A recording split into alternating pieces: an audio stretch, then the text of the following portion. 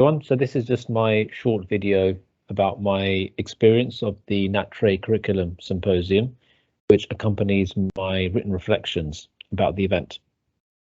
So the first question, what have you learnt from the process? I've learnt an enormous amount. This really was an eye-opening experience that came at the right time for me. I've long thought of taking on the challenge of reshaping my curriculum, and this was the perfect springboard for that process to start. How have you improved your curriculum planning?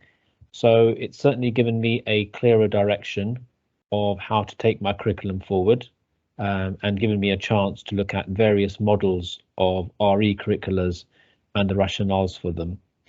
One idea I really liked, which was shared by another delegate, was starting a curriculum in Year 7 that explores the nature of truth and ways of knowing. To start by equipping students with a deeper understanding of these concepts before looking at particular religions and themes, because claims to truth and wisdom do underpin many of the belief systems that pupils would be needing to learn about.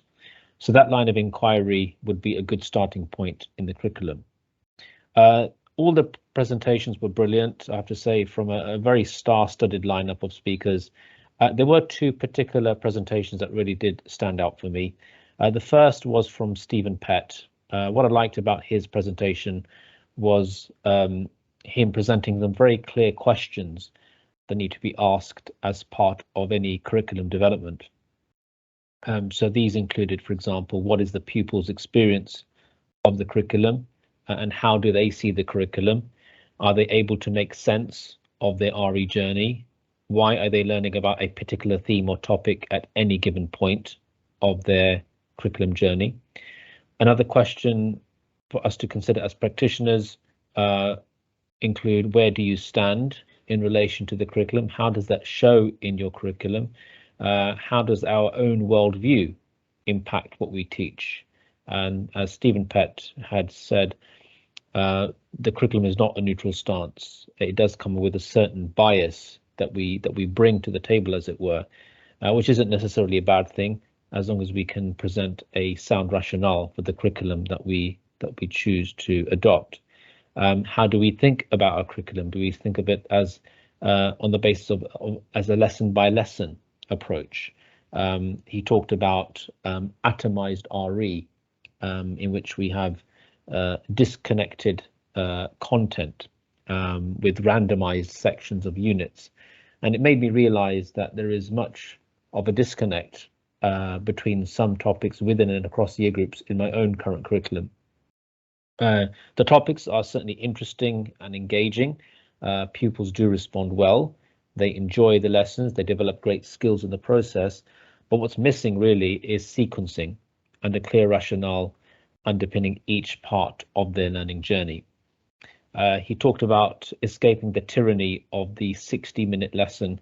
We do have a tendency to see every lesson as an isolated performance when it should in fact be part of a bigger showpiece.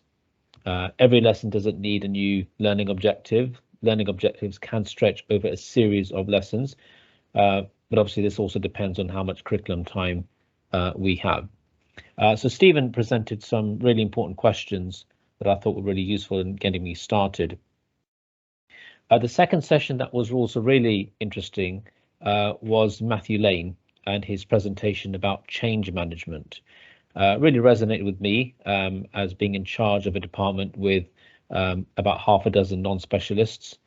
Matthew focused on common factors that can obstruct shifts in a department's direction and move towards change, looking at reasons for resistance to change.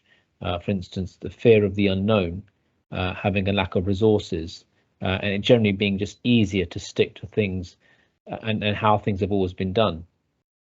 I think it's difficult enough for ourselves to step outside of our comfort zone, let alone trying to get others to do that with you, especially when you've been so used to teaching particular topics and doing things in a certain way.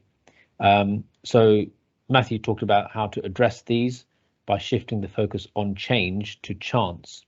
He talked about how to build a team of pioneers, handing over the reins, as it were, and involving everyone in initiating new ideas, soft launching a project. Investment in staff is really crucial to sustain change. New should become normal. So what was really important, I thought, in his presentation was emphasizing the importance of involving the entire department in your curriculum transformation rather than going solo. And so it's also important to take the lead and to model this change. So that was a particularly helpful session with excellent advice on how to take your team with you when embarking on such a journey.